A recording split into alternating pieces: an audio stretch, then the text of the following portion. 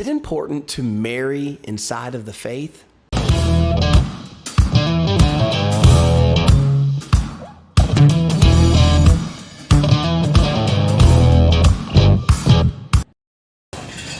Hey everybody, welcome to The Whole Truth, where I am taking you through the entire Bible from Genesis all the way to Revelation without skipping anything. So if that sounds good to you, make sure that you reach down and hit the little subscribe button below and then go grab your Bibles, because today we're in Deuteronomy chapter 7 and we're talking about dating and marriage. Now, the text doesn't really say anything about dating because that's an unheard of term for the ancient world.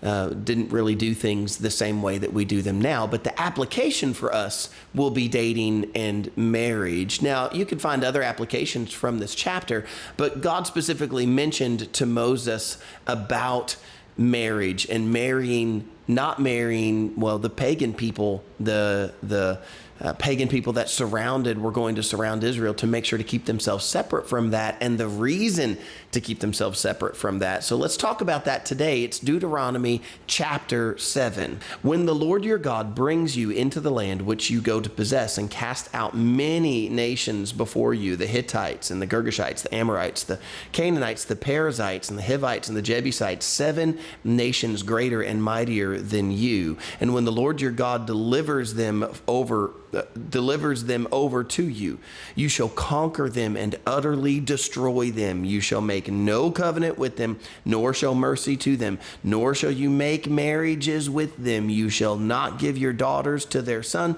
nor take their daughter for your son, for they will turn your sons away from me to serve other gods. So the anger of the Lord will be aroused against you and destroy you suddenly. But thus you shall deal with them. You shall destroy their altars and break down their sacred pillars and cut down their wooden images and burn their carved images with fire.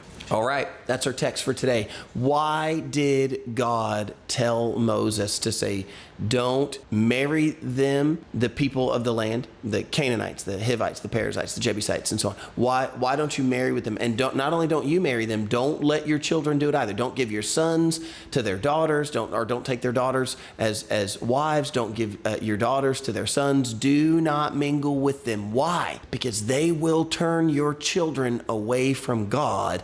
And if they turn your children away from God, then your nation is going to step outside of the blessing that God has for them. Now, does that apply to you and I? I believe absolutely. Yes. I think I've given this illustration before, but I'm going to tell it again. I used to be a youth pastor, and one of the games that we would play when I was a youth pastor, one of the things that we would do, I would have the kids get on all the kids surround a chair, and I would put one child on the chair, and I would put sometimes the biggest child on the chair, the biggest teenager on the chair, and then I would have the smallest one on the ground. And so the one's on the chair and one's on the ground. And I would say, okay, here's the goal. It's a wrestling match.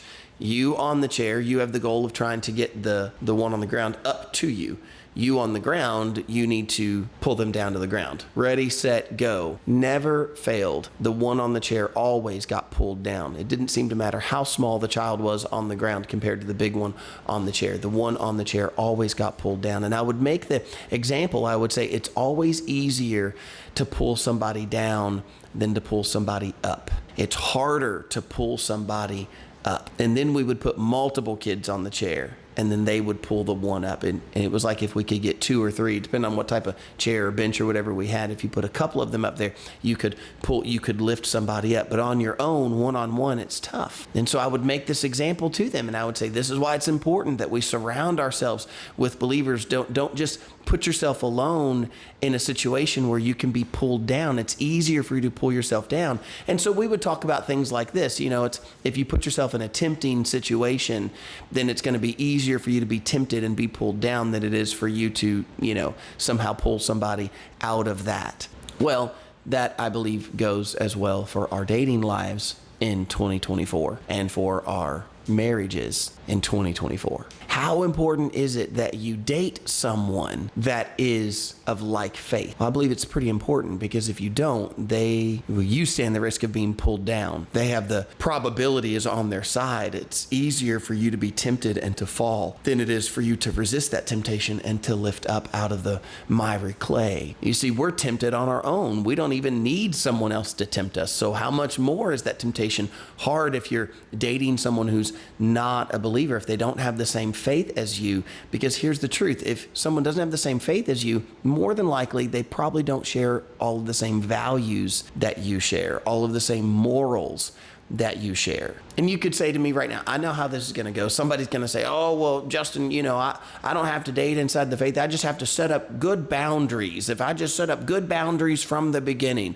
Well, I mean, it's good. You go ahead and think that. Go ahead and think that that's what you're going to do. But the truth of the matter is, what we see over and over again is that those who are inside of the faith start dating outside of the faith. And then those who are inside of the faith begin to depart from the faith. I knew a young man who was in church all the time. I mean, Sunday morning, Sunday night, Wednesday night, every special event, every concert, every outing, everything was always there. Started dating a girl who was not a Christian, and not only was she not a Christian, but she did not like church. And guess what happened soon after? Very soon after. Didn't see the young man anymore. Why? Why do you think that might be? Because it's easier to be pulled down than to be pulled up. And so God told the Israelite people, don't mingle with them. You've got to destroy their altars. You've got to tear down their pillars. And friends, the same thing is in a marriage. How much more is it important that you are not unequally yoked with non-believers, especially in your marriage? I mean, it just comes down to a simple fact. What are you going to do when you have children? What are you going to do when you have children and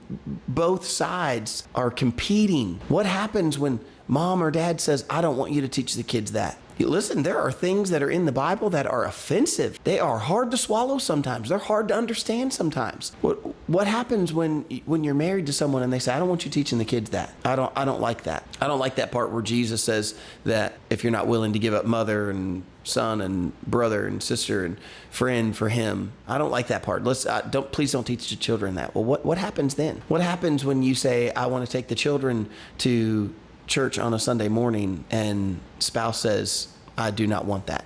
And I see that all the time. Most of the time, it's mom willing to bring the kids to church, wanting to bring the kids to church, and dad at least refusing to go, and sometimes refusing to let the kids go and being mad at mom for going. Do you know how often I see that very scenario?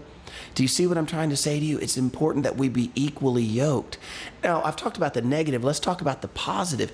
Because when you are equally yoked, when you are married to someone, dating someone and married to someone who shares the same values as you and shares the same morals as you and shares the same beliefs as you, well, now you've got somebody else on that chair who can help to pull the next person up. You see, the two are better than one. And just like Proverbs says, a 3-braided cord is not easily broken. And that's what we're dealing with. When you have two people who are linked arms, they find strength in each other. So strength from the temptations, strength from the cares of the world, strength from the trials, strength in the trials and the tribulations and the storms that are going to come. You see, when two people are gunning for two different things, it makes it hard. But listen, the trials of this life are going to happen. How much better would it be to have someone who is a believer with you? Now, I know that can be a scary and hard thing when you have fallen in love with someone and you care about someone who doesn't share the same values and beliefs as you.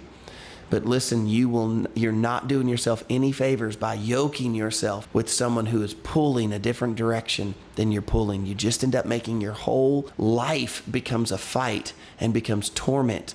You are better off from the beginning to find someone, date someone, and then marry someone who is of equal beliefs with you. God told that to Israel. He warned Israel, not the dating part, but certainly the marriage part. Be forewarned, if you marry outside of the faith, then the other's going to pull you down. You're going to follow after other gods. Don't do that. Date and marry inside of the faith. I hope you find that as good advice, and I hope you come back tomorrow as we get a little further into Deuteronomy chapter 7. I'll see you.